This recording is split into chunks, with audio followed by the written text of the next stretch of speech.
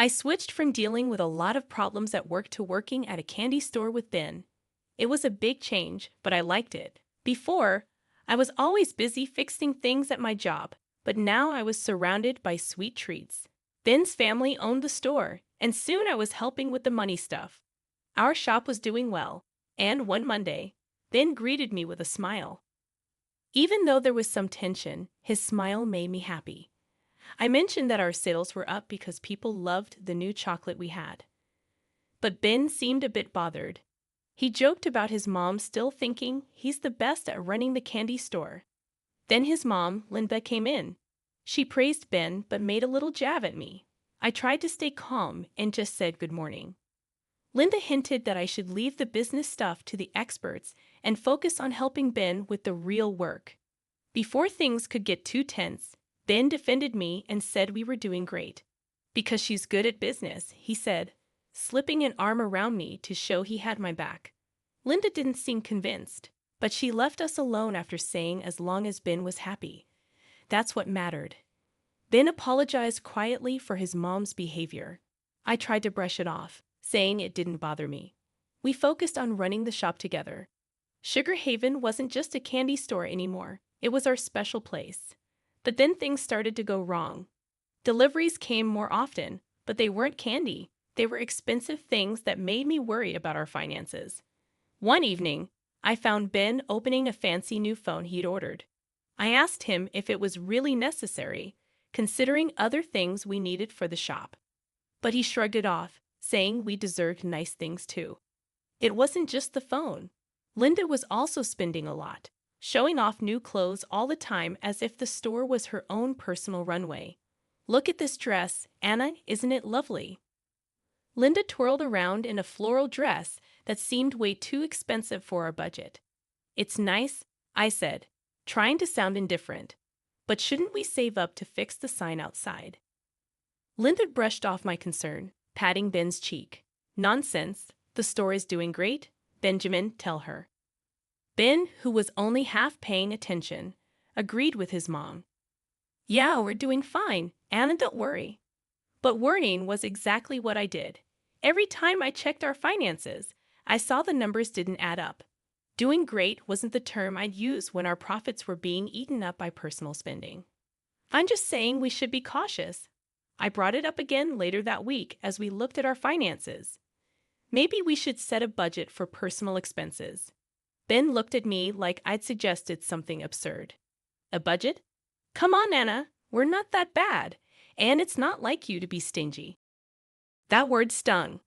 I wasn't being stingy. I was being sensible. It's not about being stingy, Ben. It's about being smart. We have to think about the future of Sugar Haven. He didn't seem to hear me, already scrolling through a website for another purchase. You worry too much, he said, half distracted. It'll all work out. Things took a turn when Linda decided to bring in extra help. It was a Tuesday, our inventory day, and I was knee-deep in organizing candy jars when she walked in with a girl who couldn't have been older than 20. Anna, this is Tessa, Linda announced proudly. Tessa, dear, this is Anna, my son's assistant. I straightened up, wiping my hands on my apron. Nice to meet you, Tessa, but I'm actually the co-manager here. Tessa smiled, but it didn't quite reach her eyes. I've heard a lot about you. I'm really excited to be part of the team. I glanced at Linda, whose smug look told me she hadn't consulted Ben about this new hire. What exactly will Tessa be assisting with? I asked, trying to keep my tone friendly. Oh, she's going to help out with the business side of things. You can only do so much after all, Linda said, dismissing my concerns with a glance at my inventory list. I nodded, still confused. All right, well, we have a system here, so I'll have to bring her up to speed. It didn't take long for me to realize that Tessa's idea of helping out involved more hovering than actual work, and when I saw the salary Linda had set for her, I was shocked. Ben, can we talk? I cornered him later that day in the office. Sure, what's up? He asked, not looking up from his computer. It's about Tessa. Her salary is? It's more than what we can afford for the role she's in. Ben finally looked up, his brow furrowing. Mom said it was fine. She thinks Tessa's going to bring a lot to the table. I sighed, feeling like I was talking to a wall. But we agreed to discuss new hires together, especially when it comes to how much we're paying them. He shrugged, that annoyingly dismissive gesture becoming more frequent. What's done is done. Mom has a good feeling about her. I had to bite back a retort. Good feelings didn't balance books. I left the office feeling like I was the only one seeing the red flags, while Ben and his mother were content to parade around with blindfolds on. I've always been someone who double checks, maybe even triple checks, especially when it comes to numbers. So when I found an envelope stuffed in the back of a filing cabinet while looking for a misplaced invoice, my first thought was that it was just another forgotten bill. But as I went through the papers, my heart started racing. Not from excitement, but from cold dread. It was a loan document with Sugar Haven listed as collateral, and the amount was far more than reasonable for our small shop. Ben, I said, walking into his cluttered office with the papers in hand. What is this? He glanced up, and I saw guilt flicker in his eyes, the first sign of it I'd seen in months. Oh, that? It's nothing. Just a small loan I took out to cover, store improvements. Store improvements? I echoed, incredulous. This amount could renovate the store 5 times over. What did you really use it for? There was a pause, and I could tell he was choosing his words carefully. Okay, look, he started. I might have used some of it for the house. The one I've been working on for us. For us, I repeated sharply, disbelief in my voice.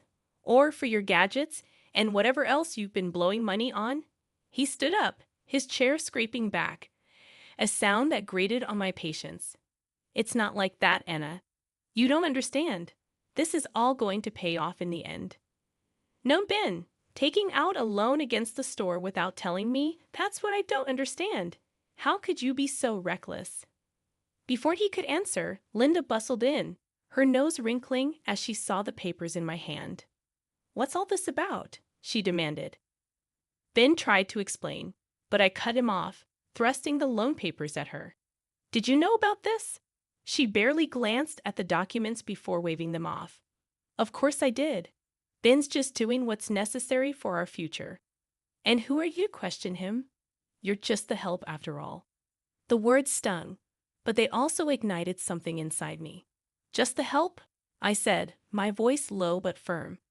I've been keeping the store afloat while you two have been treating it like your personal bank account. What's ungrateful is not recognizing the hard work someone's been putting into this business. What's foolish is risking everything for a house that we don't even need. I waited for them to say something, to defend themselves, but all they did was stare at me, caught in the act. I left the room then, the documents clutched in my hand like a verdict yet to be delivered. The kitchen table was never meant for business meetings, but that day it was surrounded by solemn faces, as if we were about to discuss matters of state instead of the confectionery. Ben cleared his throat, his eyes not quite meeting mine. We need to talk about the store's future. I sat down, folding my hands on the table. We already did that when I found the loan documents, I said firmly. Linda huffed from across the table, her arms crossed. We need to be realistic, Anna. The store isn't pulling in enough to cover the debts. We have to find money somewhere. There it was, the we that really meant me. I kept my voice steady. What do you suggest? Her eyes gleamed with a cold calculation. You have that inheritance from your parents. It could cover the debts and get the store back on its feet. I felt like I was listening to a stranger, not the woman whose son I had married. You want me to use my parents' money? The money they left for me, for my future? Ben finally spoke up. It's not like you're doing anything else with it.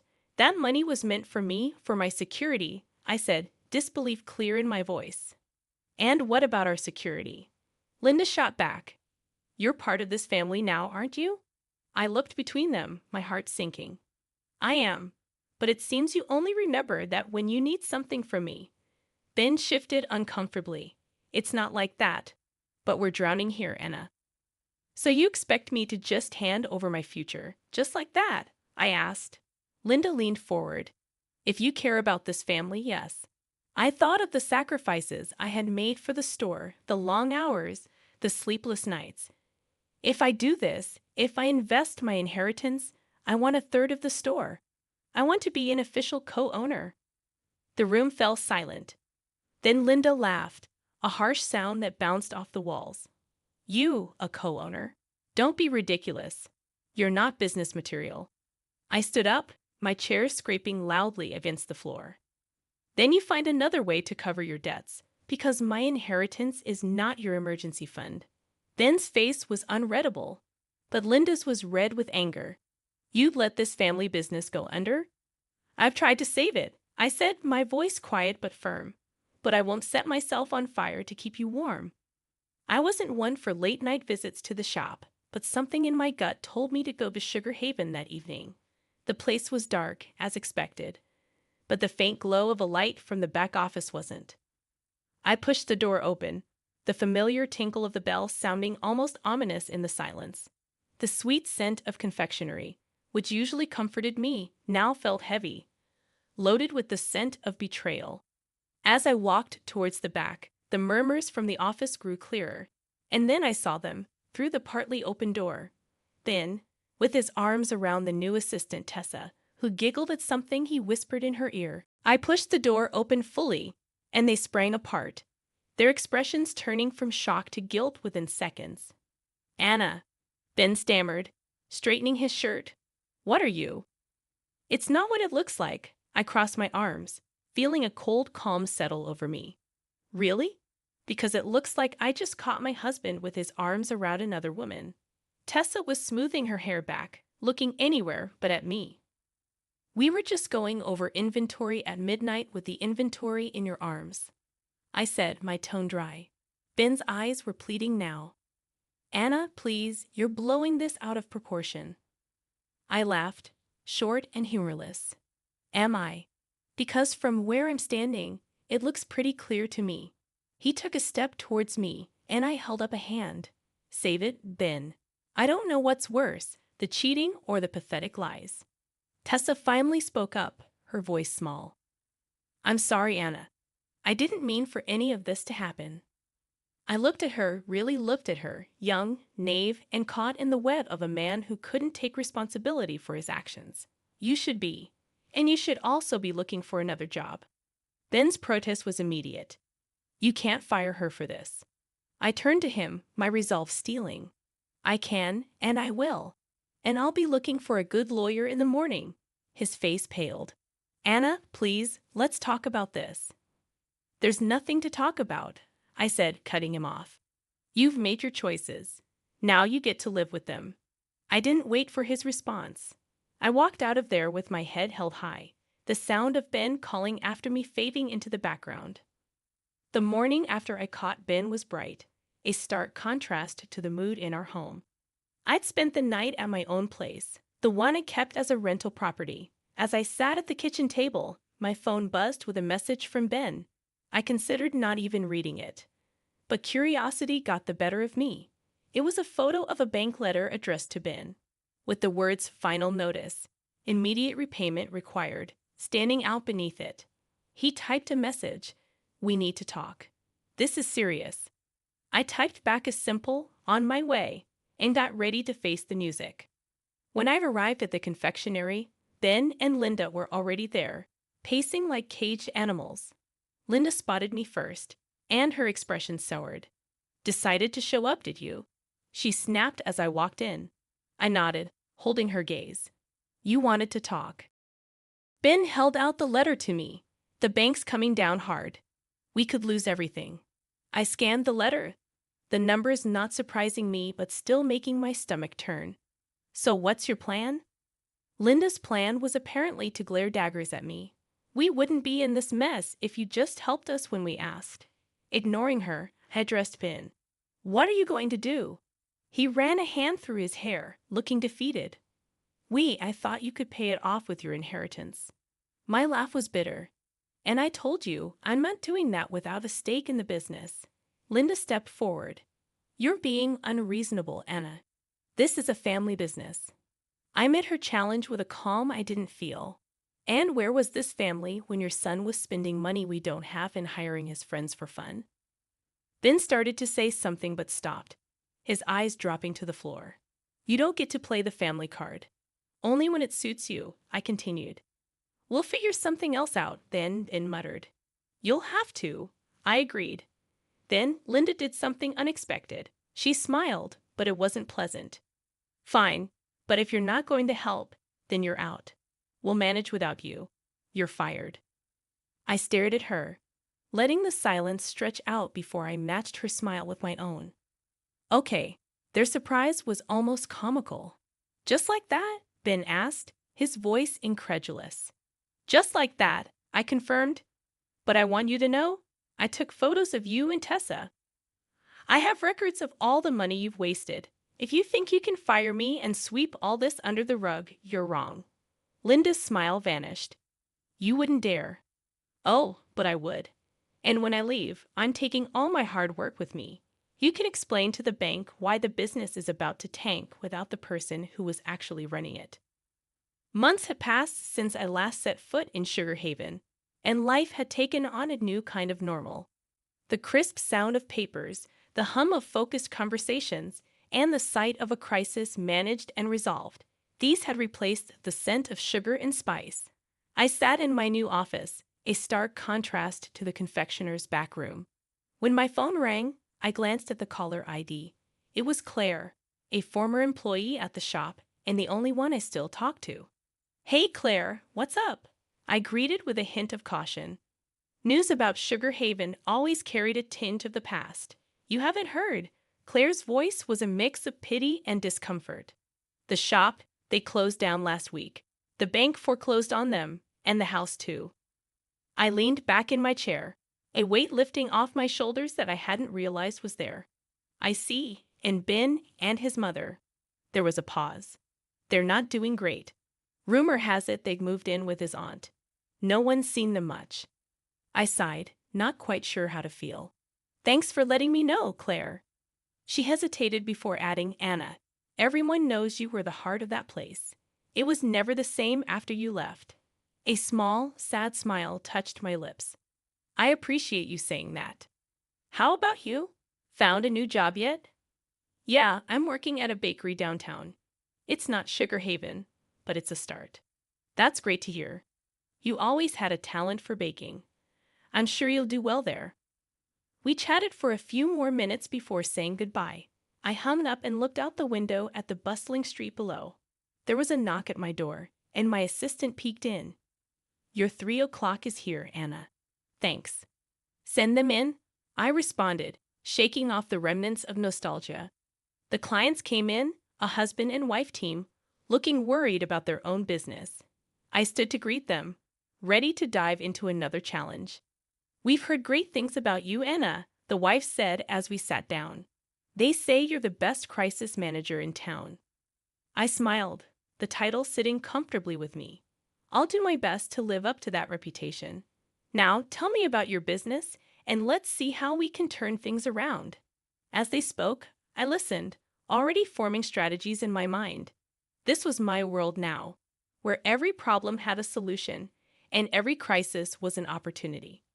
The meeting stretched on, the client's initial anxiety giving way to hopeful smiles as we discussed possibilities. They left with a renewed sense of purpose, and I turned back to my desk, my heart lighter than it had been in a long time. In the end, I realized that sometimes the sweetest outcomes come after the most bitter trials, and the future was mine to create, one careful step at a time.